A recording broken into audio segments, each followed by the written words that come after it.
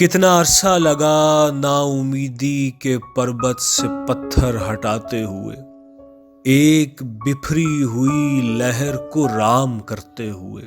نا خداؤں میں اب پیچھے کتنے بچے ہیں، روشنی اور اندھیرے کی تفریق میں کتنے لوگوں نے آنکھیں گنوا دی، کتنی صدیاں سفر میں گزاری، مگر آج پھر اس جگہ ہے جہاں سے ہمیں اپنی ماؤں نے رخصت کیا تھا۔ اپنے سب سے بڑے خواب کو اپنی آنکھوں کے آگے اجڑتے ہوئے دیکھنے سے برا کچھ نہیں ہے۔ تیری قربت میں یا تجھ سے دوری پہ جتنی گزاری، تیری چوڑیوں کی قسم زندگی دائروں کے سوا کچھ نہیں ہے۔ کوہنیوں سے ہمیں اپنا منہ ڈھانپ کر کھانسنے کا بڑوں نے کہا تھا تو ہم ان پہ ہنستے تھے اور سوچتے تھے کہ ان کو ٹشو پیپروں کی مہک سے الرجی ہے، لیکن ہمیں یہ پتا ہی نہیں تھا کہ ان پہ وہ آفات ٹوٹی ہیں جن کا ہمیں ایک صدی بعد پھر سامنا ہے۔ وبا کے دنوں میں کسے ہوش رہتا ہے، کس ہاتھ کو چھوڑنا ہے،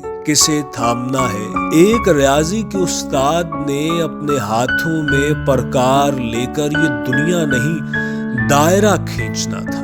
خیر جو بھی ہوا، تم بھی پرکھوں کے نقش قدم پر چلو اور اپنی حفاظت کرو۔ کچھ مہینے تمہیں اپنے تسمے نہیں باندھنے، اس سے آگے تو تم پہ ہے، تم اپنی منزل پہ پہنچو یا پھر راستے میں رہو۔